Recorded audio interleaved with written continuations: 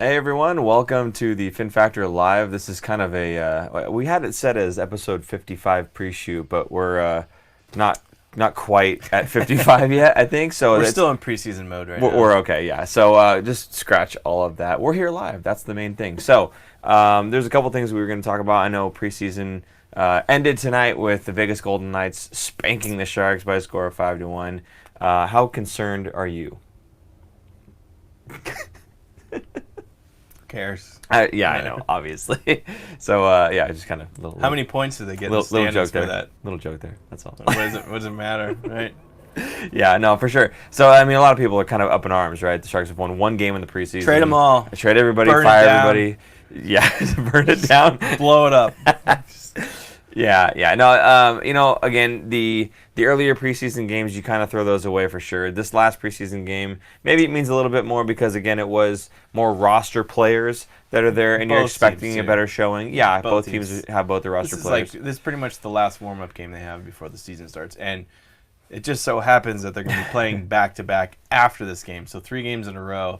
The NHL knew what they were doing when they made this schedule, and we all knew ahead of time this is what's going to happen. Yeah. So tonight was kind of a preview. Who cares? Let them win tonight. I'd rather them win tonight and us win the next 2 than vice versa. Yeah, no, I agree with that. Get all your goals out of the way, boys. Yeah. Because, come Wednesday. It's Right. Wednesday, right, is the game? The first Wednesday, one? yeah. So, And the Sharks are staying in Vegas. Yeah. They're not going to fly home and then go back. Right. So they're going to stay in practice there. So Yeah. it's kind of good that they got their butts whipped because now they're, I don't know, bag skate tomorrow and then get ready to go, and that'd be great. You know, Yeah. their home opener. Yeah. They take away the home opener. I would, yeah, The exactly. Sharks take away the exactly. home I would opener, much rather them take the win in the home opener and kind of spoil that for the Vegas Golden Knights as opposed to taking the last game of the preseason. So yeah, Right. not a big deal. It is unfortunate still to see another loss when you're kind of a fan rooting and hoping for your team to have a good showing. But again, it's just preseason right now, so we'll see how that shakes out on Wednesday. I'm sure.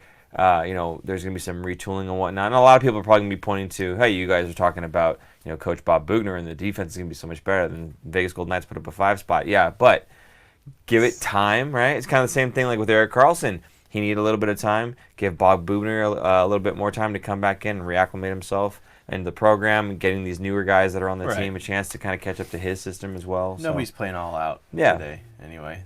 They are kind of playing to not get hurt so that they can play right. on Wednesday and get hurt.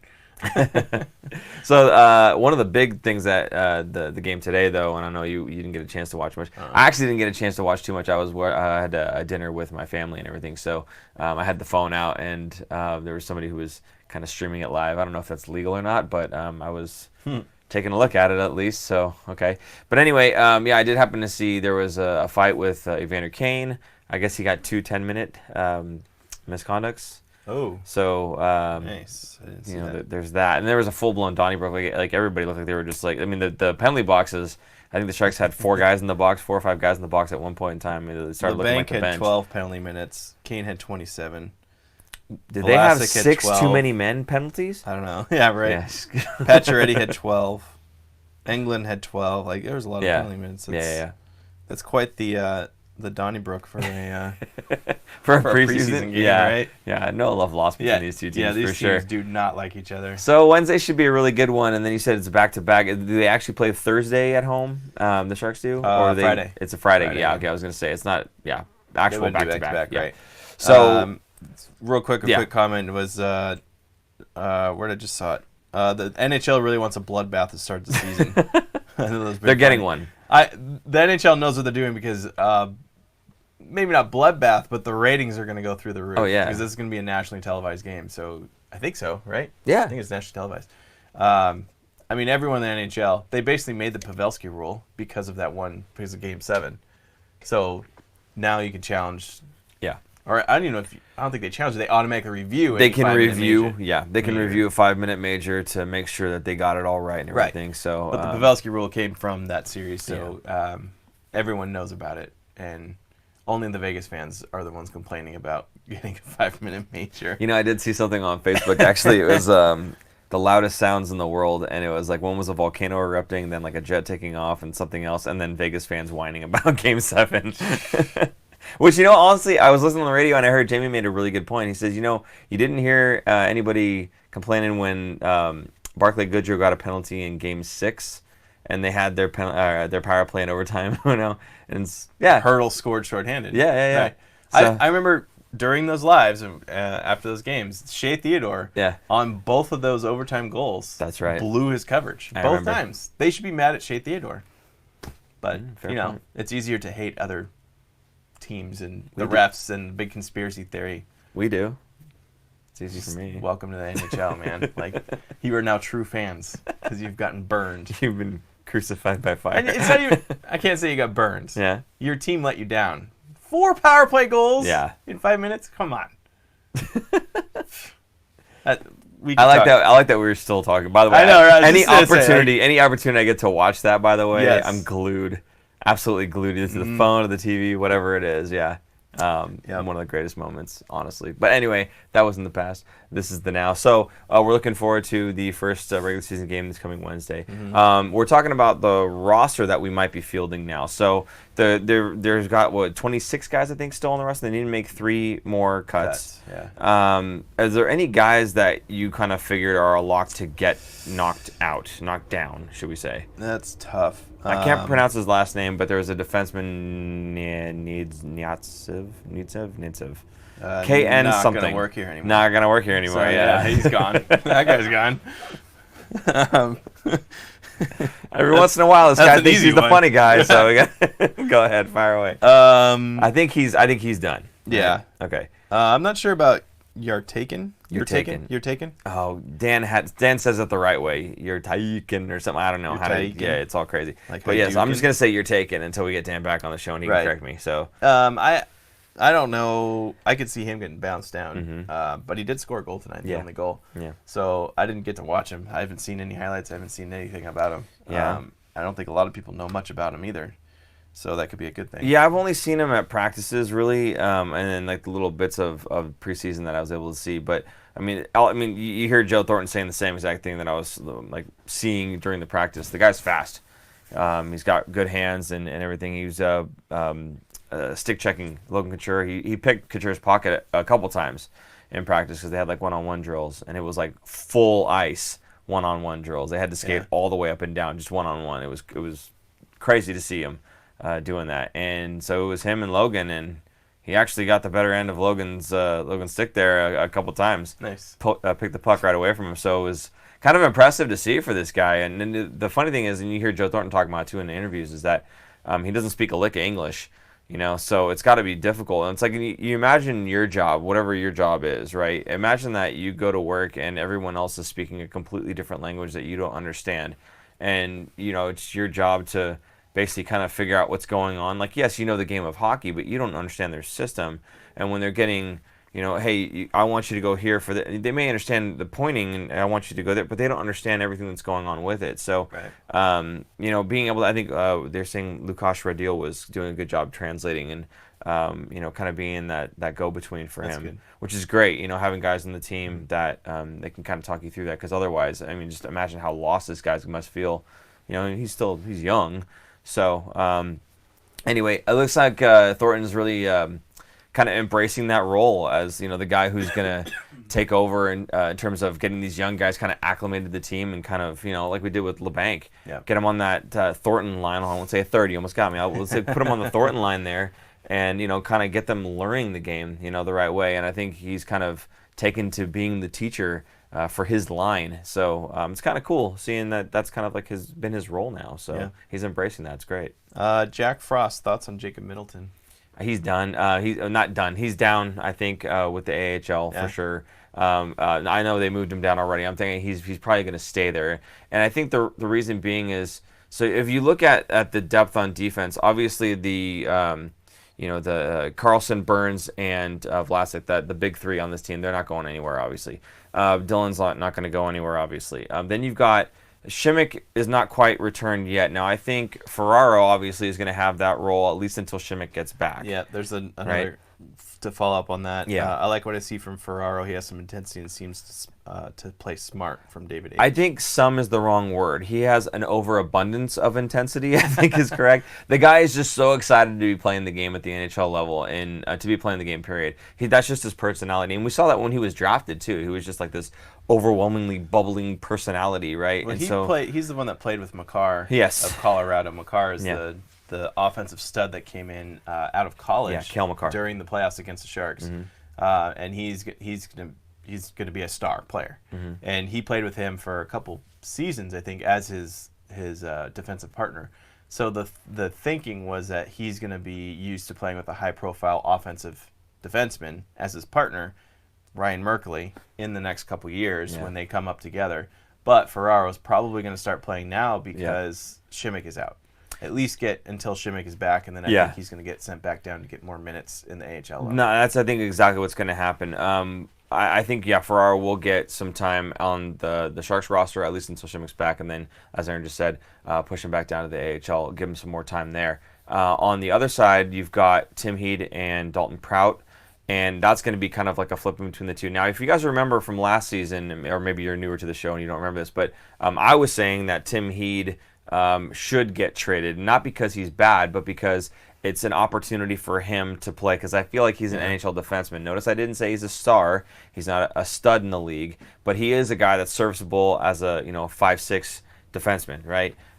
So I think he's got a good opportunity ahead of him with maybe a different club. Now, that's changing obviously a little bit this season. He's kind of fighting for that position with Dalton Prout, right? Right. So he may have an opportunity to solidify himself on the roster as that sixth defenseman. He is a right-handed shot defenseman, which the NHL, there's always a lack of having. So he's going to have some value there for other teams that are going to look for someone that's on the cheap, but an NHL serviceable defenseman in that fifth, sixth kind of defensive role. So I think you might be onto something. I bet he might get moved, especially he only signed a 1-year deal, I believe. Yeah. So he's a UFA after the season. So there's not a lot of risk there for a team to take him on. One question, I don't know if you're done wrapping that up, but not really, someone wanted to. Wait, is this related or no? Different. Okay, so before we get to the other question, so I feel like what's going to happen is once Šimek gets back, Ferraro goes down. You're going to have Dalton Prout and Tim Heed kind of flipping back and forth. If anything happens with any of those guys, left side, right side, whatever, you've got a guy now who's serviceable to come up and play NHL minutes, I think, for a 5'6". Be that Ferraro on the left or Tim Heed or / Dalton Prout on the right. The one thing I wanted to say before we move on to that is I kind of feel like Brendan Dillon, for no good reason other than the fact that his contract pays more money than, say, Ferraro's would. I feel like Brendan Dillon might start looking over his shoulder a little bit in terms of getting... Oh, is that what the thing was? Yeah. Okay, so again, we're on the same wavelength then. I feel like Brendan Dillon is almost not replaceable necessarily. I still feel he's a great defenseman and he has a spot on this team. But when you're talking about the cap space issues that the San Jose Sharks have, it does make sense now to think about maybe moving that guy out and taking Ferraro, putting him in, and then getting your cap space for a right winger who belongs in the NHL. Angela Nunes, do you think some of the veterans are looking over their shoulders? And then Rob Iman said, I think Dillon may get traded for forward help after about 20 games. There you go. He didn't see that. Well, so, no, I didn't see that, no. I wouldn't say necessarily 20 games, but I do feel like, okay, if Ferraro can step in and he can handle himself at the NHL level, because we already know Šimek can, right? So if he can handle himself at the NHL level, then you've got Šimek and Burns, and you've got Carlson and Vlasic, right? I mean, that's your top four set. Do you really need to spend that much money on Brendan Dillon on your bottom pairing? Now, again, I like Brendan Dillon. I have no problem with him, and frankly, he's like the nicest guy on the team. Again, when I go to those practices, he knows, like, hey, how are you? It's great, and meeting him and everything else. He's a really nice guy, but from a business sense, it doesn't make a whole heck of a lot of sense to have him be on your 5'6" pairing when you can have Ferraro step in for a lot less money, and then you have some cap space to use for a right winger. So if you were to pair up Dillon and then one of those wingers, free up a little bit of cap space, if you're able to move Dell, that'd be even better. But I think they're not moving Dell now because Bebo's gone, right? I don't think Ferraro's ready for a full season yet in the NHL. Yeah, and that could be the case. Coming from college, they play 30 to 40 games, I think. Sure. AHL plays 60, Mm-hmm. and the NHL is playing 82. So that's a big jump going from double your games, 40 to 80. Right. So that's a big, especially for a defenseman, that's not an easy task. Yeah. So what you'll see is like he's playing great for a month or two, and then you just see that freshman decline. thing. They just dip, right? Yeah. And especially, just he's going to need some more time in the AHL level just to kind of get a little bit more. He's probably going to bounce. You're going to see him bounce. Especially when Shimmick's back, he's going to be probably sent down. Yeah. But you can't get too excited about guys, especially, they played 5 preseason games. Sure, yeah. And, hey, they look great. Yeah, they look great, but you need the consistency. And that's what DeBoer kind of looks for, these guys that play consistent. Bergman is another example of this, where he had, I think what DeBoer said last week was he had 1 good game and 1 okay game. Yeah. We need him to play consistently, Right. and that's going to get him a roster spot. So a lot of people get upset because they're like, well, he played this great game. He had a goal. He had, did all this stuff and worked hard. Yeah, but he needs to continue to do that. Yeah. And that will transition into an actual spot. And that's the difference between not only just an average player and an NHL player, but also between an NHL player and the elite of the league is that consistency. It's like, yes, you have the skill set to do those things and to score big goals and to really nice hands and everything, but how consistently can you do that? The more consistently you can do it, the higher profile you are in this league, right? So like a Steven Stamkos or a Connor McDavid, and these guys are able to do the exact same thing night in, night out, scoring goals like crazy, being able to stick handle through everybody like crazy. Whereas a guy like Jonas Donskoy, he has the ability to put the puck in the net. He has really soft hands, but he can't do it every single night. So, yes, I agree with you. Getting really excited about a prospect and saying, we'll just throw him in for 82 games, right? Yeah. Well, that's not really – you're going to crash and burn him probably, right? Now, I will say this, though.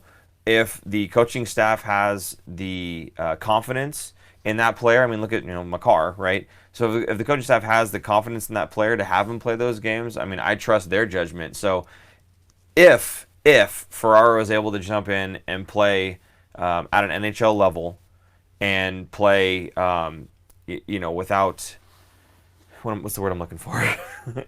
If he's able to step in and play, okay, if he's able to do it and they're comfortable with his style of play, then yes, Brendan Dillon, I would probably be looking over my shoulder too, because he's replaceable at this point, and he's a lot cheaper at this point too. You need the help elsewhere. We're so deep defensively. I think right wing makes the most sense, obviously. So I don't know. I think it's just one of those things. Again, I'm not predicting it, but just kind of something think about it and look out for that stuff. See, I don't think we're as deep defensively because we're 1 injury away from being just down the toilet.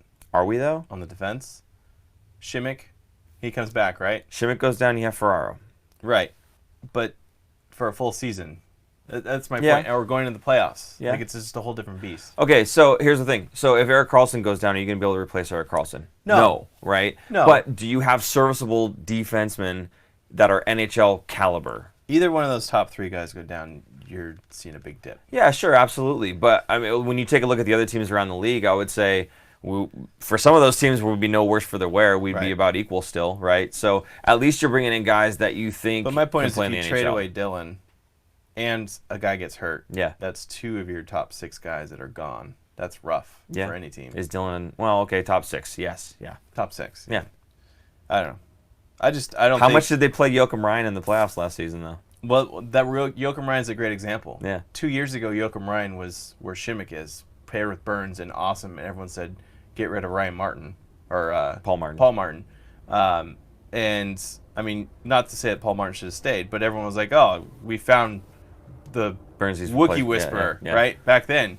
And then, 20 games in, 30 games in, he was terrible. Yeah. And now he's not even in the NHL. So, it could happen, is my point. It's hey, we're settling on Shimmick being his partner. What if Shimmick can't play like he did? Right. What if he's different? What if he can't do what he was doing before? So, you don't know. It's a big question mark. Yeah. Going to the other question, it was the question. Going way back. I gotta find it again now. Let's talk about the minor trade that we got from the Colorado Avalanche. We traded Bobo. Malak. Right. Yeah. We traded Bobo for Malak. I wrote about it on Twitter. I think it was a fantastic move, kind of underrated, and I think the Sharks came out way ahead because Malak, I think. Malak? I think it's Malak.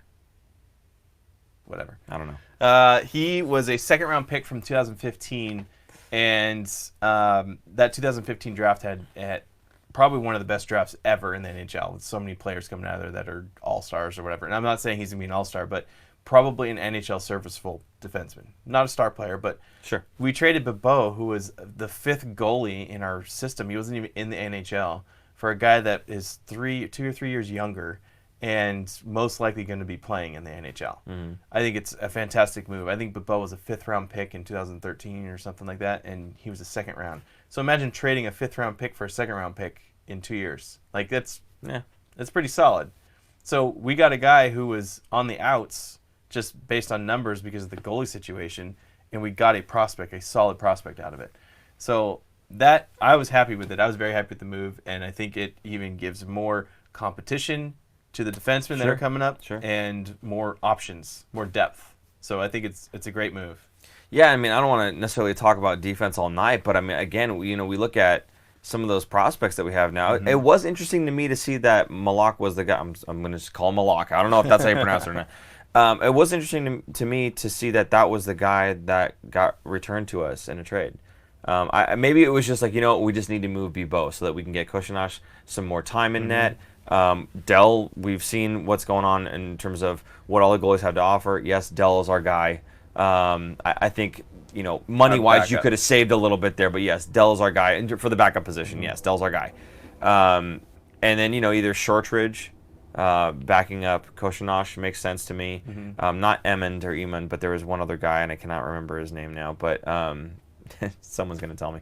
But, yeah, I think you're right. There's a logjam at goalie, so it did make sense to move one. But to me, I was kind of interested that it wasn't a right winger or a winger or a center in some way, shape, or form, because so I heard you go ahead. That's what you needed, at least at the NHL level. That's what you needed. Well, if you have a bunch of guys at the AHL level that you could call up, but are they good enough? If not, then maybe that's where we need the help. So why wouldn't we go for a winger? We traded Bebeau, who didn't have much value. Sure. And we got a good value player regardless of position. He happens to be a defenseman. I agree. That doesn't mean that's going to be the last move. Oh, no, totally. Now that we brought him in, maybe we can move a different prospect or him for a right winger. Right. The problem is you're not going to get a serviceable NHL right winger for a non-NHL backup goalie. Yeah. So I like the trade because he got a better player than what we gave away. That just stocks the cupboard in a way of prospects even more that we can then trade out and get a right winger. And that's what I found interesting about it, was that I felt like defensively we kind of already had some decent prospects in the system, right? So that kind of led me to like, okay, well then what else is coming? Who's going to miss Heed if Heed gets traded? No, right? exactly. So I think maybe that trade, I think you're right, it does open up the door. It's setting up for another trade. And that's where I'm going, okay, what's next, right? What's next? Because something might be next here. So. It might not be in place. It could be just getting it ready. Right. In case there is something, or you have options if and when something comes available. Now, there's going to be teams that are going to be at the basement level. I think the Kings are going to have trouble again this year. They're not going to be good. And not that the Sharks would be trading with the Kings, but the Kings and the Ducks are a little bit better than they were last year. Yeah. I think they're probably healthier and a little bit better. They went a little bit younger than they were. Getting rid of Corey Perry was a big deal. But I still, there's going to be bottom-of-the-barrel teams that are going to be selling towards the deadline. I just picked the Ducks and the Kings because I like picking on that. But because you want to make sure everyone knows they're at the bottom of the barrel. They're at the bottom. Okay. They're at the very bottom. Anyway. Moving on. Any other? No, you're good. You're good. People talking about physicality if we lose Dylan. Yeah, I agree with that. But at the same time, Prout, right? So you lose some physicality with Dylan, but you also gain some with Prout. Now, Prout's maybe not as good defensively as Dylan would be, but if you're only worried about, well, there are people going to push us around, well, no, that's probably not. People said, I hope we replace him with someone who can hit. We got wrecked by Vegas and St. Louis in the physical department last year. That's true. You're right, but, every year's different. Everyone likes to copy who won. Everyone is going to try and copy St. Louis. You should not copy St. Louis. St. Louis was last place in the league in January, I believe, and barely made playoffs. It's great. It's fantastic that they won. They got lucky because They changed coaches. They were at the bottom of the league. New They goalie. had a good core in place that just couldn't get it together. Yeah. They luckily got a goalie that was playing in the ECHL. He started playing out of his mind once he hit the NHL. Exactly. Like, it's just all these pieces came together, and it was a lot of luck involved. I'm not saying it was all luck, but they put it all together and won. It was amazing. You're probably not going to see something like that happen again, and you shouldn't try and copy it. Like, you don't want to tank for the first half of the season? Yeah, but people are like, start Shortridge. Yes, I know. Right? Like, come on. Like, no. Yeah. No. And I'll go back, I think I said this last week. Look when the Sharks played Vancouver, and they had to play basically their Shortridge, their version of Shortridge. Yeah. Well, the Sharks put 7 goals on them. More highly touted than Shortridge. Yeah. So way more. Like, he's going to be a star goalie in the league, and he's just not there yet. Shortridge might not even make the NHL. Like, you don't know. But Demko, the guy who they scored on, is supposedly going to be like their future goalie. So you can't. It doesn't work that way. Right. It's so rare. It's why it's so weird that St. Louis won, that it all worked out. So anyway, every year everyone wants to copy everything. St. Louis and Vegas are heavy hitters. Mm-hmm. So are the Kings. So are the Ducks. Like, it changes every year. I think speed is the way to go. Smaller and speed. Mm-hmm. Not completely, not everybody on the team, but I just think that's the future of the NHL and what's going to win. So, like, this season, if the Sharks don't win it and some other team wins it that's fast and speedy, what are they going to say next year? Yeah, we need to go Get faster. rid of all the big guys that can hit? What did they say when Pittsburgh won the Cup? They Speed. were so much It was faster than speed. us. We need to be faster. Exactly. Right? So, and again, I go back to, what was that game called? I think it was just called ice hockey. It was like some Nintendo game where you had, like, you pick US, you pick Russia or Canada, but it didn't matter. Wasn't And you Blades of had, Steel? I don't know, but you had like 3 different size guys, like a skinny guy, a medium guy, and a really fat guy. The skinny guy was fast, the medium guy was medium speed, and the fat guy knocked everybody over, but he was really slow. And it's like, you can't have everything. Right? You have to pick. So either if you're going to be speedy, be speedy. If you're going to be heavy hitting, be heavy hitting.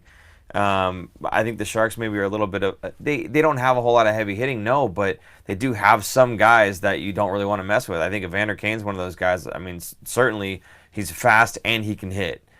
Prout may not be fast, but he can hit. Dillon may not be fast, but he can hit. You know, there's guys even like Sorensen. He's the little guy, but he tries to, you know, he throws himself out there. You know, yeah, he's a mosquito, but hey, he gets in their way sometimes. You know, so. I don't know. I mean, I think that there's a good combination on the Sharks. If you want to be a heavier hitting team, then okay, great. But you're going to be missing out on some of the other key elements. Yeah. You know, when the Penguins won it, get rid of all your slow, humongous guys and go with more speed. Then St. Louis wins it. Oh, we got to be a bigger, heavier hitting team. And it's like, well, pick one. You can't. You kind of have to average it out and play the best you can. Yeah. So. Oh, you're right. It was Mike DiPietro, not Demko. Yeah, my bad. DiPietro. Yeah. A lot of people are talking about signing Patty Marleau. They want to see him on that third line left wing instead of Sorensen. It's not going to happen, but I'm still of the mind that he's a good fit. Honestly, I am. I think he's a good fit on the team. I think it's obvious still. that he would fit in still because he knows the system and knows all the players. Okay, even throw all that aside. Let's change his name. His name is not Patrick Marleau anymore. He's Aaron Sholl, the free agent. 40-year-old. There you go, 40-year-old free agent who's just, you know, he's not going to cost you much, and he's still got a little bit left in the tank, and that's really all you're looking for, right? A cheap option that is NHL ready and can play on that third line, second line, somewhere in between there. So for the Sharks, it's, you know, on alongside either Jumbo or alongside Hurdle. Can Marleau play alongside Jumbo and Hurdle? I think he still can. Now, his numbers in Toronto the last season may not, you know, show that, but I don't know. I think he could step in and do an admirable job, and I think he would do a better job in San Jose than he did last season in Toronto. Yeah, I didn't think he was terrible in Toronto. So I don't know. I think he had over 20 goals. I think he's still a I fit. don't remember.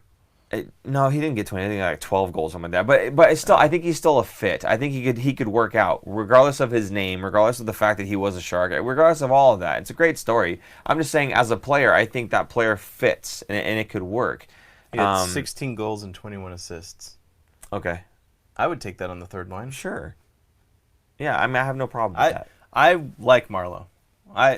To me, Marleau is Mr. Consistency. Like, you know what you're going to get with him. You're not going to get a 50-goal scorer. You're going to get a guy who can put the puck in the net, but very defensive responsibility and still has some speed, works hard, and he doesn't miss games. Yeah. He has an Ironman streak of That's 8 seasons? That's or the nice 10 thing seasons? of that one too. It's incredible. Yeah, he doesn't miss games often. So, again, you might not be paying him much for the guy, but you don't have to worry about a call up more often than not. At least on the defensive core, we're talking about, well, what if Carlson gets hurt again? What if he gets hurt? What if Schmidt gets hurt again? Okay, there's a lot of these what ifs, and it's like, okay, then you can still go down the line and say, oh, we got a guy, he could work out. Yeah. With putting Patty on the wing.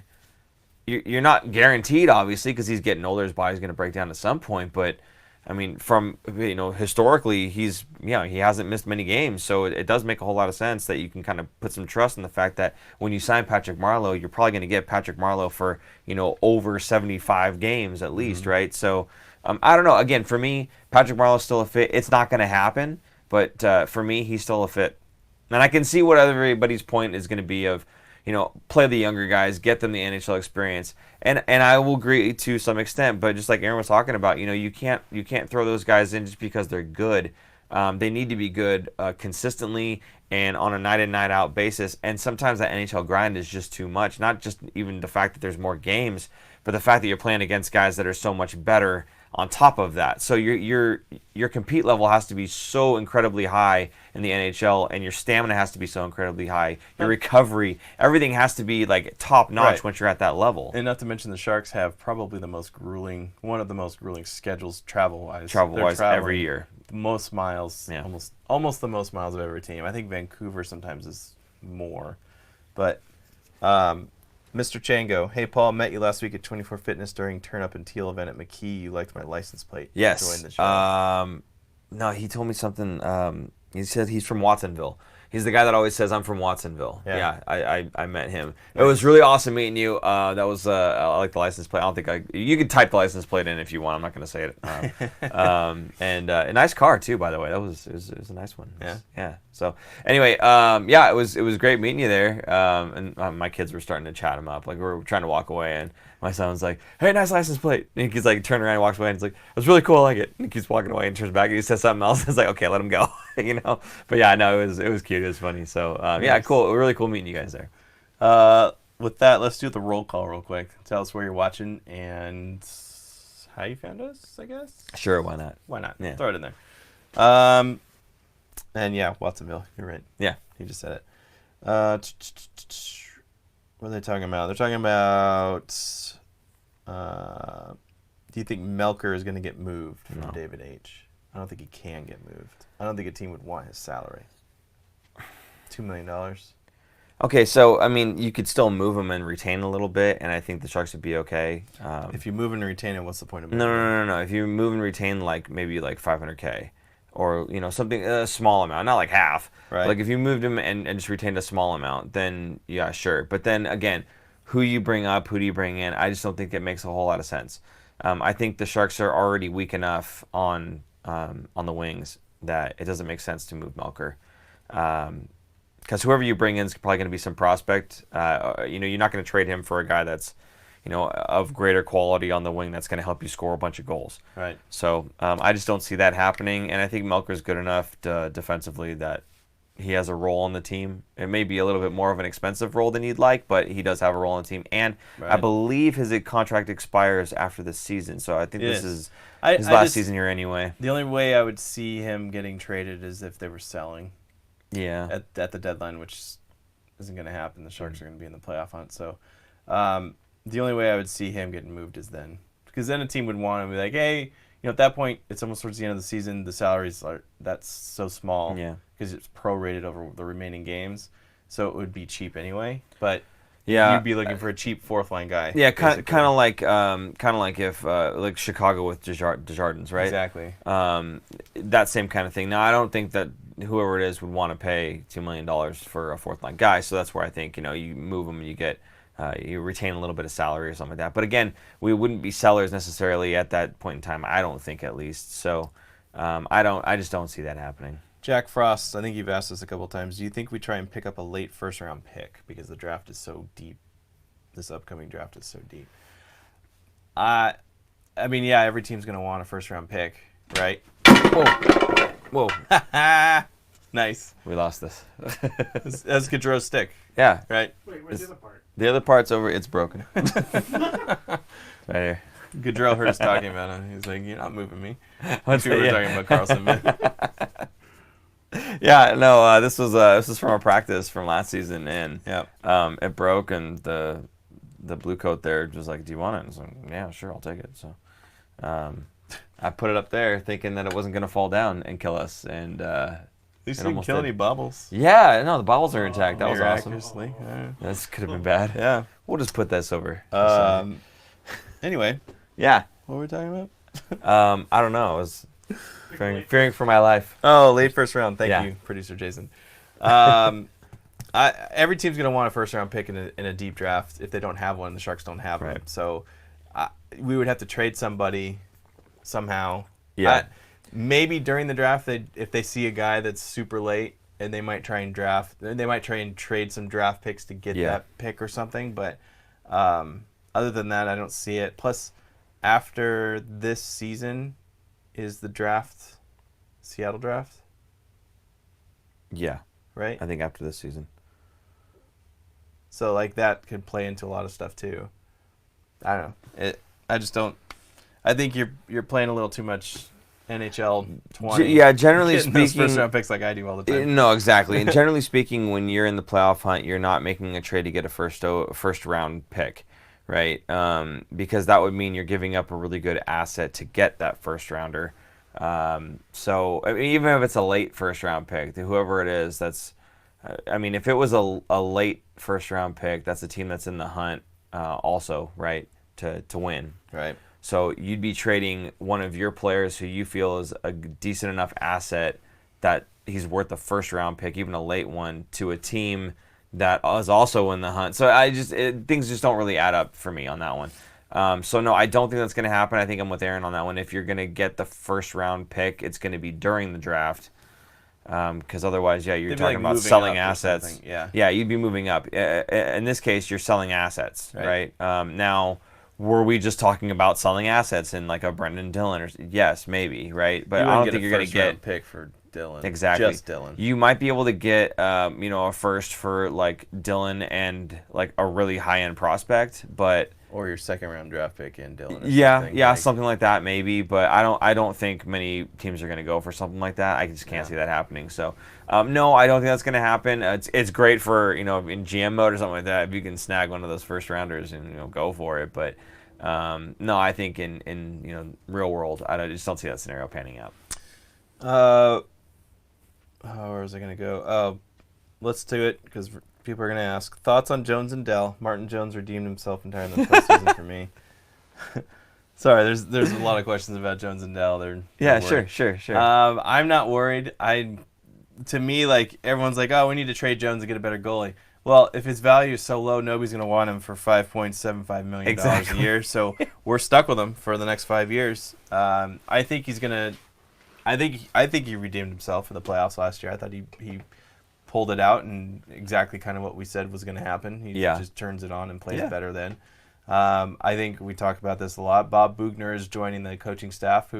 He was on the coaching staff for the defensive pairings 2-3 years ago, and that's when Burns won his Norris Trophy. He made leaps and bounds that year defensively. Yeah. Mm-hmm. So he won a Norris Trophy for it. So I think that's going to be helpful. I mean, you look at the scoreline tonight, they're like, oh, you lost 5-1. Like, he's obviously not helping. It's not going to be poof. Our defense is much better. It's going to take some time, and you'll see it better. Look at last season when Carlson joined.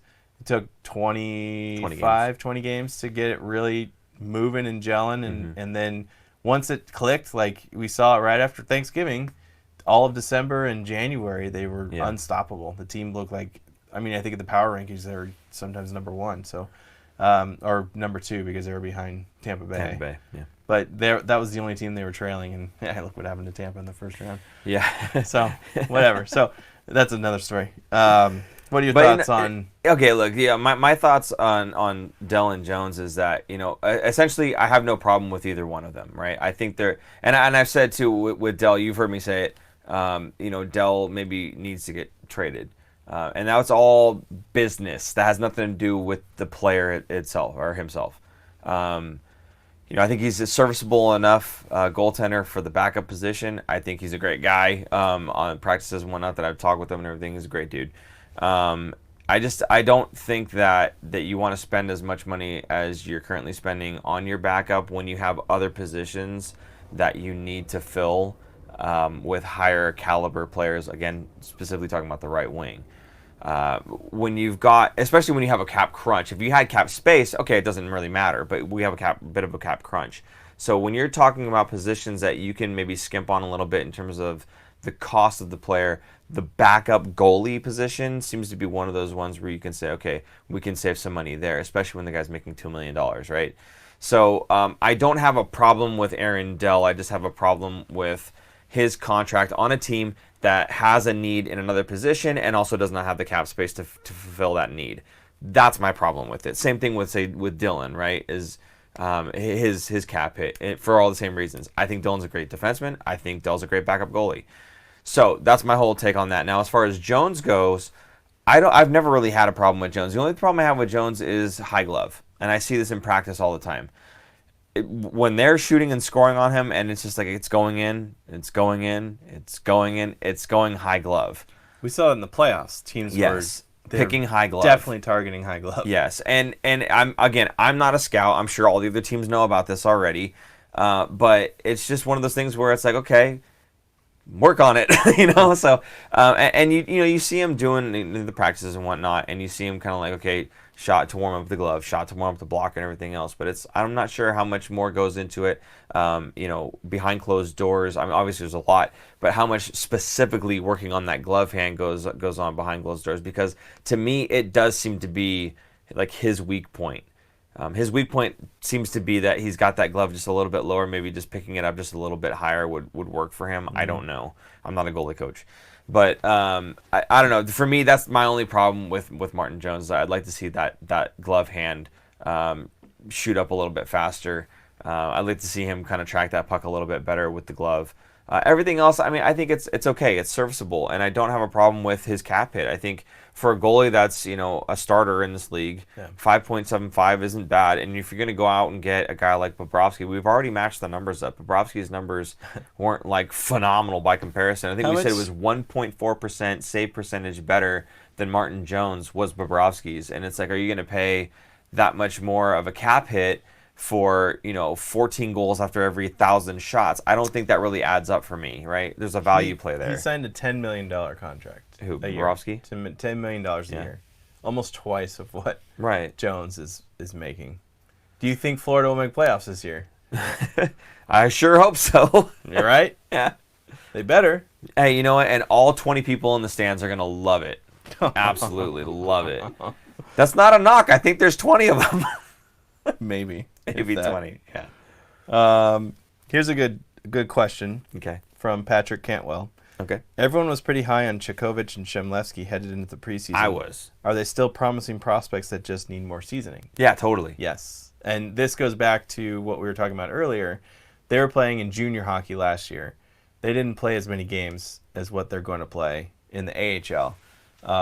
If you think about it, I mean, I think they're still going to kind of rotate guys around throughout the season. They're going to get their cups of coffee and play in some games here and there because they're going to want them to get the experience and to know what it's like to be at the NHL level.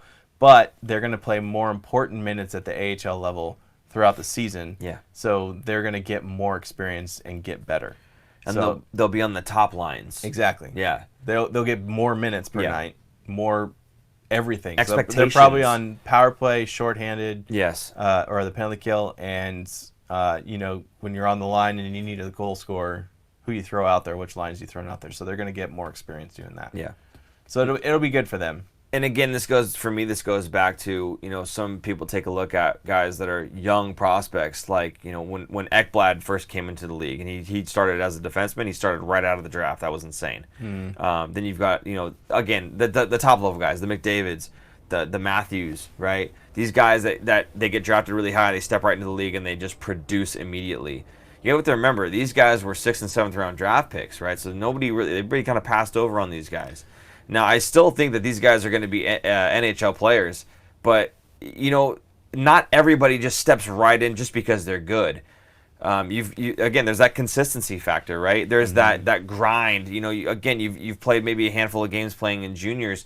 Now you need to play a handful plus a few more playing at the AHL level to get your body used to that kind of a grind. You need a lot of stamina and strength, and you have to really be on top of your game. There's in more terms of not just hockey, like your nutrition and your health and everything else to do a full 82-game season. There's more to it than just your skill level. There's the small details of the game, and there's the physical health side of it, right? The stamina stuff that we've been talking about. So those guys are just getting to the point in their careers where they're building up to that, right? So, and there's no problem with the fact that they are, phenomenal hockey players that maybe just aren't ready for the NHL yet. Will they be ready for the NHL at some point in time? I believe so, and I believe that time is quickly approaching. Quite honestly, especially after this season, if we're not stocking up on our wingers, I think those guys have a really good shot next season. Oh yeah. So I mean, we'll see where it goes, but I mean, you're talking about Melker Karlsson may not be returning because of his contract, and we'll see what happens there. That's another winger spot that's wide open. So there's going to be some other forward contracts that are expiring soon, I'm sure, and they're going to have more guys stepping in and filling that in because they're probably going to get a higher level player that commands a little bit more money and puts you up against the cap again. Because we've done that with our defense. We have 3 guys making a ton of money on defense. You got to have some more guys that are capable on your forward core. So you're probably going to have another big contract get signed on that forward core. Tomas Hertl's contract, when that comes up, he's going to need to get paid more money too. So a lot of these guys are going to end up getting paid more money. So you're going to need these guys to step in. So I have no problem with them getting the seasoning that they're going to get at the AHL level, playing like 60-something games, whatever, I think 68 maybe, I'm not sure, 64 games. It's something like that. So they're going to play more games than they're used to playing at the AHL level. Once they get acclimated to that, then they step up to the next thing. It's just like working out. When you go do cardio or something like that, you don't run for 5 hours straight. You're training for a triathlon. You start slow. You run for an hour. Okay, then my body's ready to go for 2 hours. Let's go. And we run for 2 hours. Same thing, right? So it's just on a completely full body physical level when you're going from juniors to AHL to NHL. So give them time. There's no problem with these guys. They're going to play, I'm sure, in the NHL level. It's just a matter of giving them the opportunity to get there. Mr. Chango, I'm worried that LeBanc isn't a top 6 right winger and is just a power play specialist. That's fair. Yeah. I think we saw 2 different sides or 2 different players in LeBanc last year. The first half, he kept getting benched or he kept getting scratched because he wasn't playing on both sides of the ice. We saw the difference, I think, right after the All-Star break where he was really challenged by DeBoer to play a full 200-foot game, and he really prided himself on getting better. And I thought he did better, and you see DeBoer trusting him more and giving him a little bit more minutes here and there. So I think going into the season, it's definitely a prove-it year. He signed a 1-year, $1 million contract, betting on himself that he's going to score 60, 70 points and be one of the top guys so that he can get paid next year. And I'm sure there's a little handshake deal with Wilson so that he can have some cap space this year for it. But I think LeBanc is going to be fine. I think he's a great, maybe not top-line right winger, but a second-line right winger this season. I think he can develop into a top-line guy, maybe another year or 2. But he's playing better, more consistent, and I'd like to see a full season of him playing how he did in the last half of last season. Yeah, I think money is one heck of a motivator, right? I mean, when you're saying, okay, I'm going to make $1 million this season because I'm betting on myself to be that much better for seasons to come. I think, again, money is a huge motivator in that way. So I think you're going to see, if DeBoer wants him to be a 200-foot player and he's saying, I'm betting on myself to be better. They're going to give me more responsibility. I want to be a leader on this team. I want to be somebody that is relied upon. Well, he's going to do those things that DeBoer is asking him to do, because if not, your 1-year contract is up and you've not proven anything to your current employer and you've not proved anything to anybody else in the league other than I can play on the power play. So I think you're right in terms of him being a power play specialist, but we'll have to see if he can kind of blossom into more of a two-way player, playing both sides of the puck. So I don't know. I think it's a valid concern, but given the responsibilities that are kind of being thrust upon him and the fact that it's a contract year, specifically a contract year that he took a 1-year deal and said, I'm betting on myself, I think he's got a lot to prove. So I think look for this season to be a really big season for Kevin Labanc, not just offensively, but for his all-around game, because he does have a lot to prove. When you think about it, he signed a 1-year, $1 million deal. He probably would have signed, they probably wanted him for like a 3-year, $2 to $3 million, right? Let's say $3 million 3 years, $9 million in the next 3 years. He's betting on himself that he can do $1 million this year and maybe $6 million, kind of like a Timo Meier 4-year deal. Yeah, that's way more money. So that was kind of like the thinking for him. I had another thought. Oh, I was going to ask, who is going to the game on Friday? You can let us know in the comments if you're going to make it to the home opener. I will not be there. In fact, I will be at a wedding on Friday, so I can't even watch the game. How about you? I'm pretty sure I'll be there, actually. Yeah. I have to double check, but I'm pretty sure I'll be there. Nice. Yeah. They are going to be giving away. Giving away what? You can't see it. What is it? Why are you holding your hand up? It's here. It's right here. Oh, here we go. It's right here. You can kind of see it. Can it fit a toaster? It can fit a toaster. Or rotisserie chicken? This is the new bag policy. There was a question about it last week, and I got one. So it's pretty big. I think it's pretty big. I mean, it holds anything you would need to use. For sure. I don't really carry a purse, or whatever. So, yeah. Bowling pin. A bowling pin. A rotisserie chicken would fit in here. A fallen broken stick, perhaps. It's nice. It's not bad. But I think they're giving. I think this is the giveaway. Yeah, at the game. And they're doing that for Sharks and Barracuda. Correct me if I'm wrong, but I believe they're doing it for both Sharks and Barracuda. Yeah. The first game, the home openers, they're giving these away. Yeah. So. I was at the Earthquakes game tonight, and I cool. used it because they have the same bag policy, exact same size. They actually have the same bag with their logo on it. It's like the exact same bag. Makes sense. So I think they're using this everywhere. Yeah. So whoever created this bag is going cha-ching, cha-ching. They're making out like bandits. Yeah. Let's see. What is from David H, your overall expectations for EK65 this year? Ooh. Okay, so overall expectations, are we talking points? Sure. Okay. Like, let's go with points and let's then... Let's talk points. Let's talk games played. Okay. In terms of expectations. And then what else? Anything else? Do we care about anything else? No. That's it, right? Yeah, that's it. Okay. Go ahead. You want me to go first? Go ahead. Okay. Games played, I'm looking for at least 75. Okay. If he says he's better, I'm challenging you to be physically better then. Okay. So maybe a couple maintenance days here and there because everybody kind of needs them sometimes. But I'm looking for 75. In terms of points, kind of in the same boat. I think he's a point per game player. I think he's more than a point per game player, honestly. So I don't know. I think he could breach 80 points this season. I really think he can. Do you think he'll lead the Sharks in points? That is a phenomenal question, and I don't know. I think it will. If he did, do you think it'd be more than 80? Don't you think it'd be more than 80? Depends on how many games he plays. Yeah, but if he's fully healthy, I don't expect 82 games. I'd be happy with more than 70. Okay. More than 70 games. I mean, he looked pretty good. So we're on the same wavelength there. Yeah. Then. Yeah. Okay. I think if he plays, let's say 75 games. Okay. So he misses 7. I would expect him to get close to 80 points. Okay. Maybe even over. Because you saw what he did that December to January. 25 points in 14 games? Something like that. Something just Something silly. ridiculous. Yeah. It's almost 2 points a game. Just insane.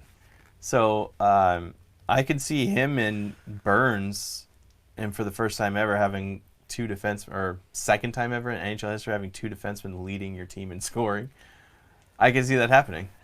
Has it happened that you have 2 defensemen leading the league amongst defensemen in scoring? Oh, that's a good question. That's what I would like to know. I would like to know if they've ever had 2 defensemen lead not just their teams. That's tough. But lead all teams in defensive scoring. So, who knows? Yep. But I think it's definitely doable for those 2. Those guys are freaks, absolute freaks. Yeah.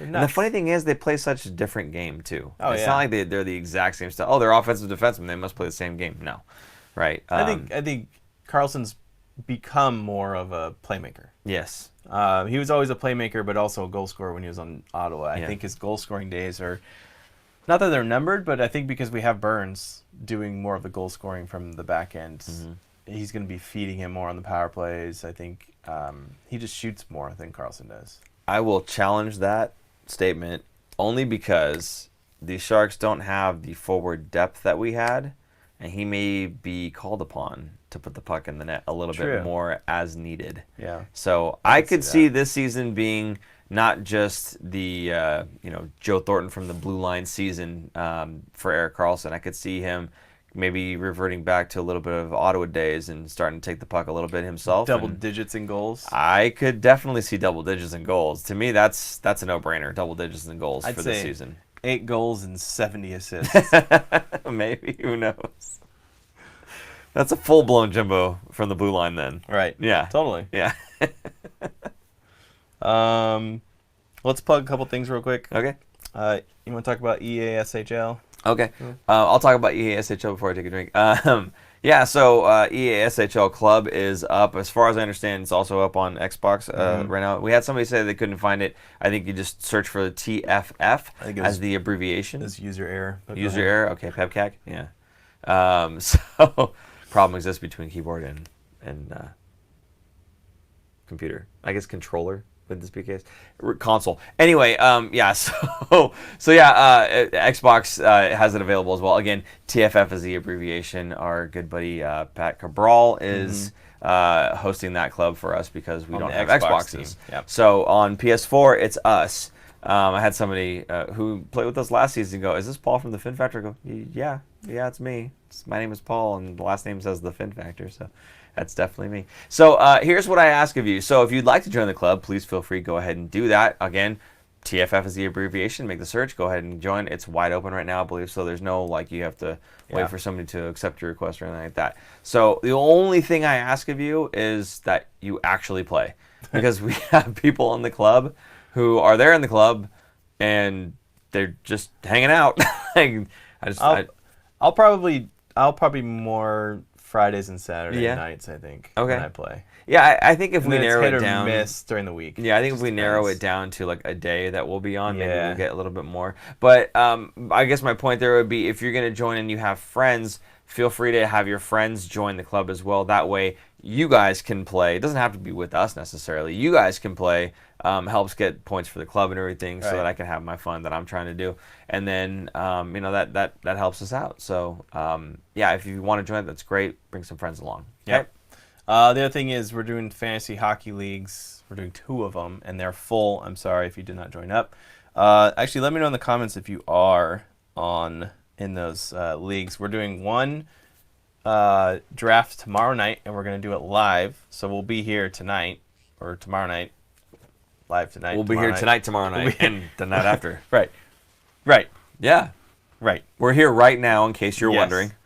So we'll be on live tomorrow night and Tuesday night broadcasting the draft. And Paul's going to be not drafting, but he'll be just talking smack about everyone's I may face. come in a little late because you guys are starting at what time? 8:45. 8:40. I will be here a little bit late, but I'll certainly come in and kind of review what's already been picked and then kind of chuckle as the night goes on. And go, who? Yeah.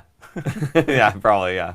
So, I won't be partaking. Obviously, I've already kind of said my piece on that one. It ran my laugh last time I tried to do that, so I'm not doing that. But yes, we're here tonight. And then tomorrow and the day after, guys tune in and poke a little fun too.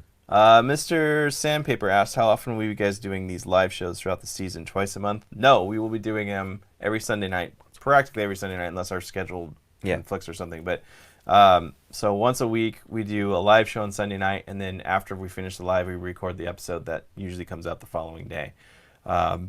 So we're once a week show, once a week live and episode. And for those wondering, yes, our once a week pattern is going to start essentially now. So next week, there will have been regular season games. Right. We'll be sitting down and having things to chat about. Last season, what we did during the off season, we just kind of conjured up things to talk about. We had like stories and whatnot, which, by the way, the stories were kind of fun. So I don't know, maybe if you want to go back and look at some of that stuff. We're out of them now. Like, we have no more stories. Yeah, to we have no tell. more stories, unfortunately. We have to make new stories. And if you don't know what this picture's from, you can go back and look. Yeah, go to the Mark Smith episode, I guess. I don't know which episode that is, but find the Mark Smith interview, and then you'll see kind of talking about that one. But yeah, I don't know. Is there anything else to?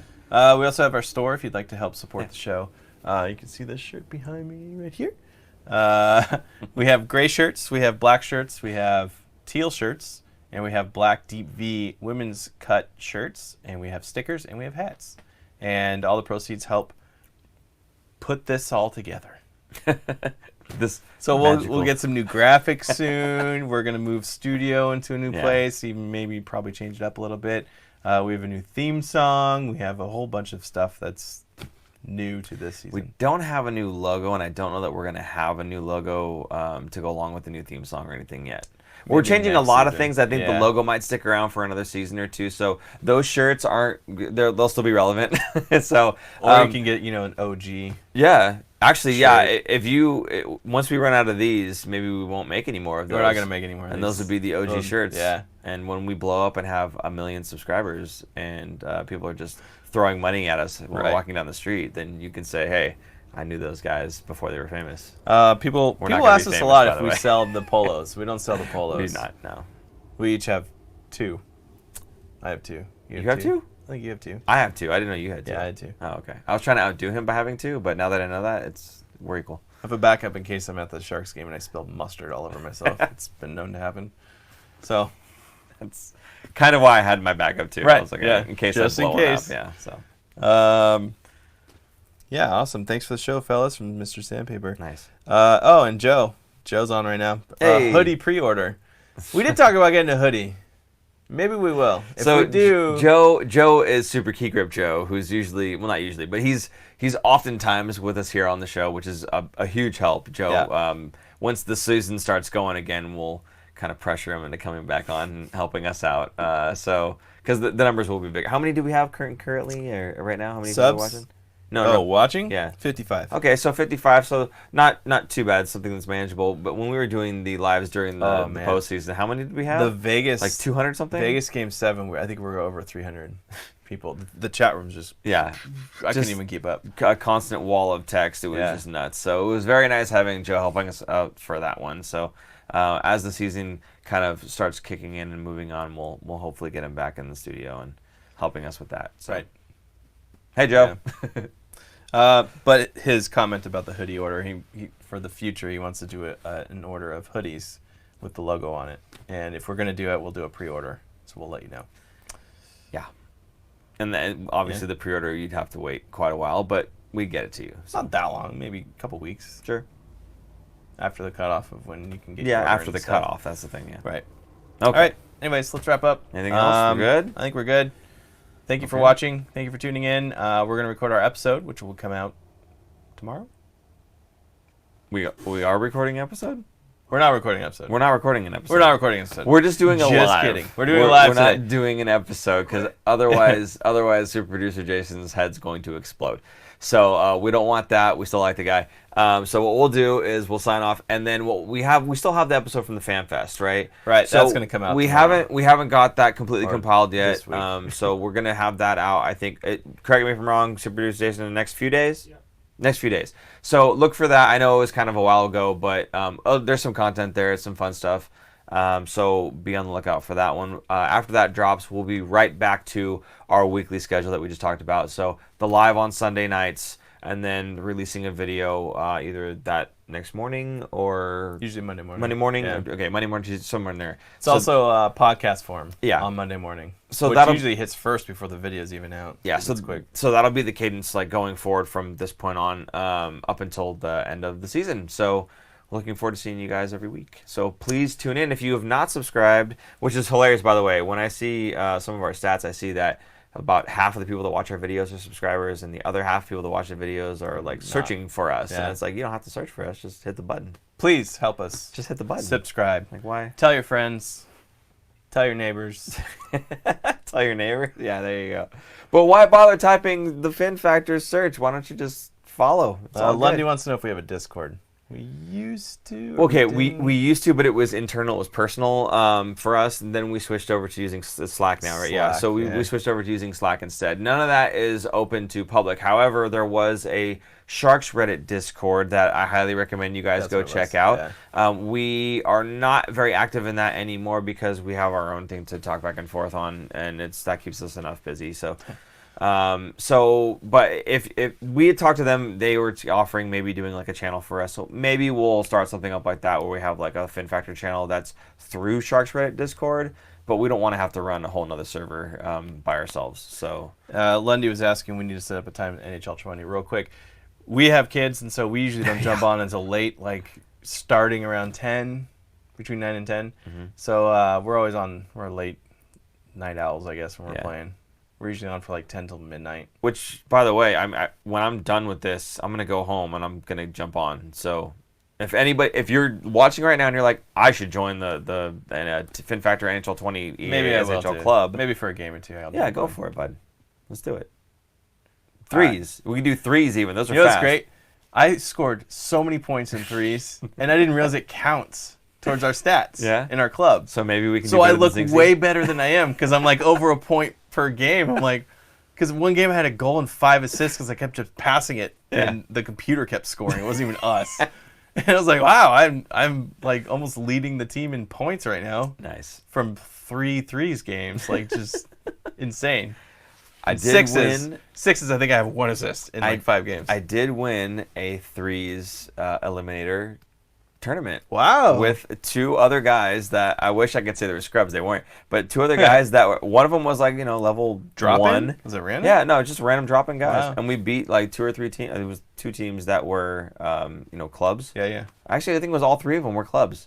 And it was just, we just had pretty good chemistry. We just made it happen. So I take 0 credit. Did you play win? They don't let you, they kind of rotate you through. So really? you have to just play whatever you're dealt. There was one I had to take a face off and be a center. It was a little scary, I'm not going to lie. So, but yeah, no, it was fun. So definitely, we'll be there. I'll be there. I don't know. He might go to sleep, but I'll be there tonight. So if you're thinking about join tonight. Get ready to go, and we'll make it happen. It'll be fun. Yep. Okay. And then tomorrow night we'll be back here, and Tuesday night doing fantasy hockey drafts if you're into that thing. Yes. And we're using Fan Tracks. I don't know if anyone knows what that is, but it's a newer site. That's but like you said, I've always wanted to try it. Everyone will be on the same page because most people haven't used Fantrax before. Exactly. So it'll be nice. Everyone will be learning it together. So if anything, if you're part of the Tuesday draft, tune in on the Monday draft so you have an idea of not just the picks, but an idea of how Fantrax works. Yep. So we'll be good. There you go. Cool. Okay, so with that, we are going to sign out because I got to drive home and start playing. You guys got me. I'm not very good, so don't expect much. But anyway, I guess, okay, that's it. So for super producer Jason and myself, Paul. And I'm Aaron. Okay. We will see you guys tomorrow night, and the night after, and then whenever the then video drops, and then next week, and then the next week. We got a lot. We got a lot going on. We'll see you guys later. Bye. Bye-bye.